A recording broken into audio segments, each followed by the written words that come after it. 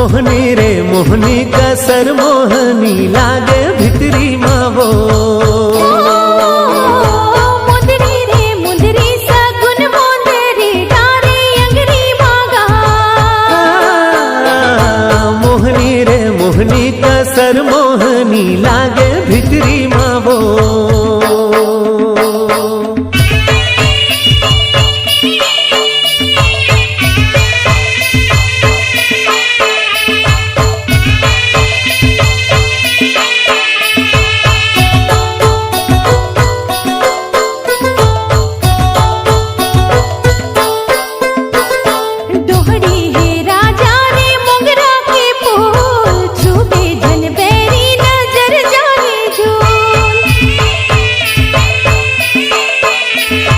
डारे नजर काबर आँखी मावो, मारे मंतर काबर छाती मावो।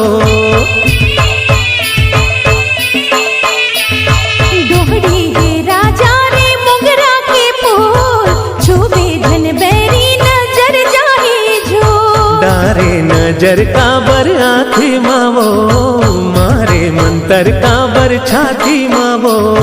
हरदी रे हरदी पियर हरदी रंगे हरदी मांगा।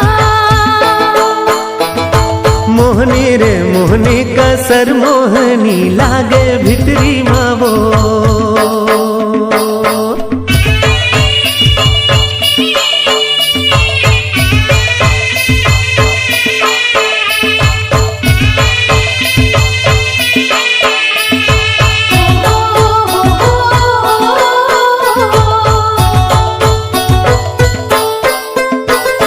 पुनवासी चंदा के बगरे अजोर, फुलकासी पिरिया के बांध ले डोर।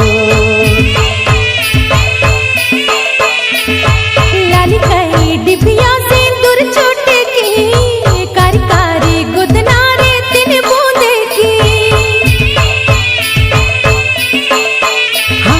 पुनवासी चंदा के बगरे अजोर, फुलकासी पिरिया के बांध ले डोर। लाली कई डिबिया से दूर छोट की, कारी कारी गुदना रे तिन बूंदे की। चक्री रे चक्री भंवर चक्री बांधे चक्री मावो।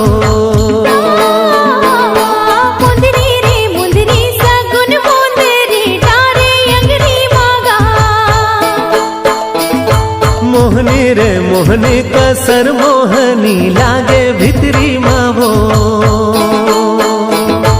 मुंदरी रे मुंदरी सगुन मोंदरी डारे अंगरी मागा। मोहनी रे मोहनी कसर मोहनी